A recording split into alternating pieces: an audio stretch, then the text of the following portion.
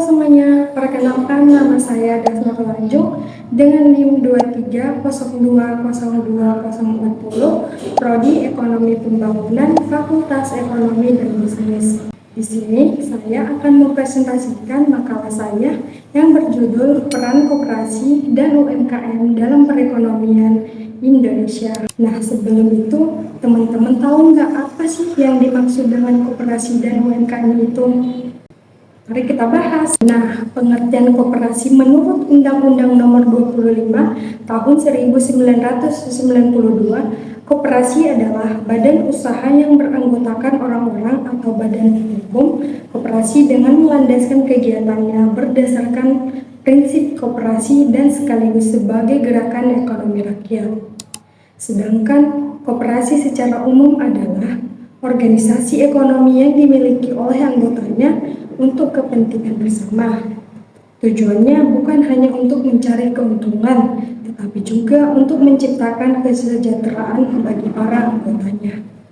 UMKM adalah usaha produktif milik perorangan atau badan usaha dengan skala kecil dan menengah.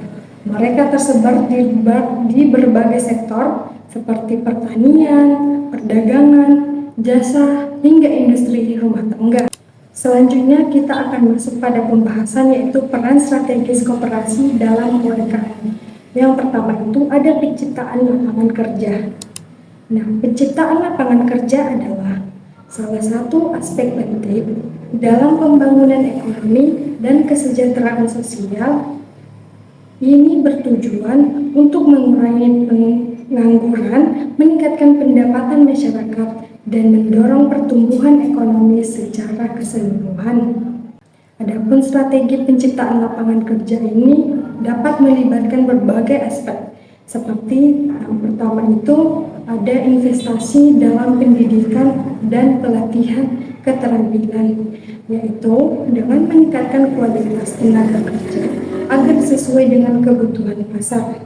Yang kedua, ada dukungan terhadap UMKM, yaitu dengan memberikan akses ke modal, pelatihan, dan pasar untuk mendorong pertumbuhan usaha kecil.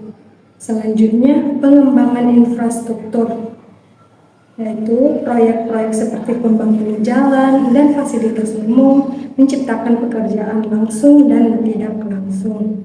Selanjutnya ada inovasi teknologi, yaitu mendorong pengembangan sektor-sektor baru yang berpotensi tinggi. Selanjutnya kita masuk pada pembahasan kedua, yaitu pemberdayaan ekonomi lokal.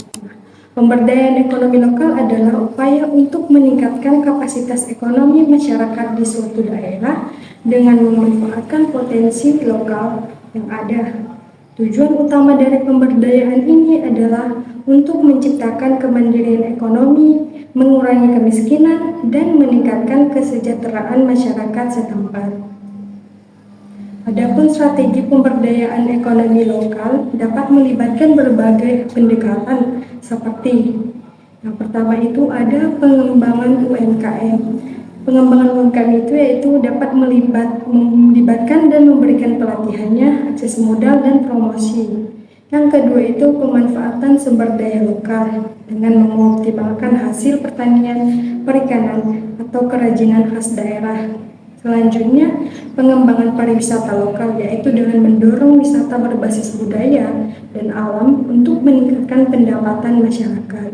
Yang selanjutnya ada itu kemitraan dengan sektor swasta dengan menggandeng perusahaan untuk mendukung investasi dan pelatihan. Selanjutnya itu yang pembahasan yang ketiga yaitu pengurangan ketimpangan ekonomi.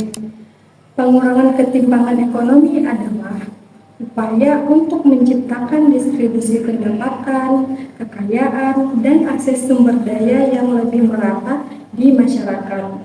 Ketimpangan ekonomi dapat memicu ketidakstabilan sosial dan menghambat pertumbuhan ekonomi, sehingga menjadi isu penting untuk ditangani. Dengan memberi akses pada sumber daya produksi dan pembiayaan kepada kelompok marginal, koperasi dan UMKM mengurangi ketimpangan ekonomi.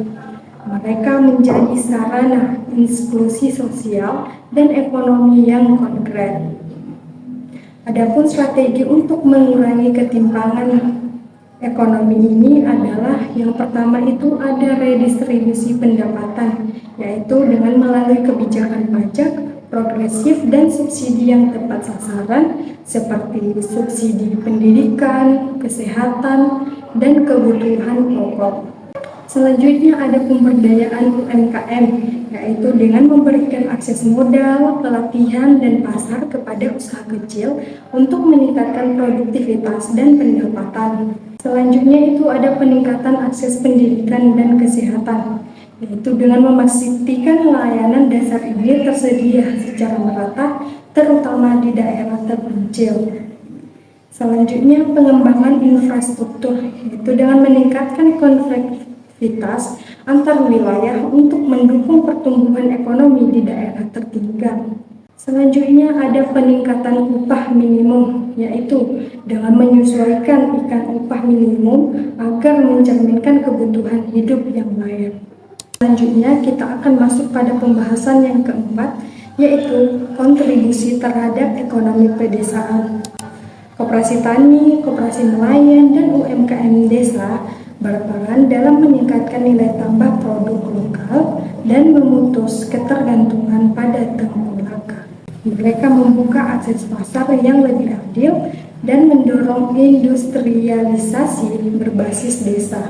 Pembahasan selanjutnya yaitu ada beberapa studi kasus yang saya dapat. Yang pertama itu ada studi kasus tentang koperasi perempuan setara yang berada di Surabaya yang didirikan oleh ibu-ibu korban PHK. Koperasi ini mengelola usaha pengolahan limbah plastik menjadi kerajinan tangan.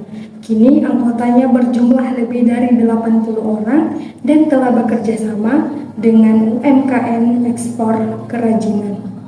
Selain aspek ekonomi, koperasi ini juga menyediakan pelatihan literasi digital dan pendampingan psikologis. Studi kasus yang kedua yaitu ada UMKM tenun mandiri yang berada di Nusa Tenggara Timur. Ini dapat menghidupkan kembali kain tenun tradisional dengan desain modern.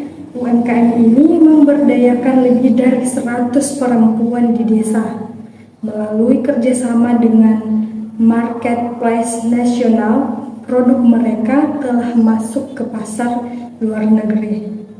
Peningkatan pendapatan keluarga dan pelestarian budaya lokal menjadi dampak positif dari usaha ini. Kesimpulan dari makalah ini adalah koperasi dan UMKM adalah tulang punggung ekonomi rakyat yang berperan dalam berbagai aspek penting, yaitu penciptaan lapangan kerja, pengurangan ketimpangan, pemberdayaan ekonomi lokal, dan perluasan akses keuangan.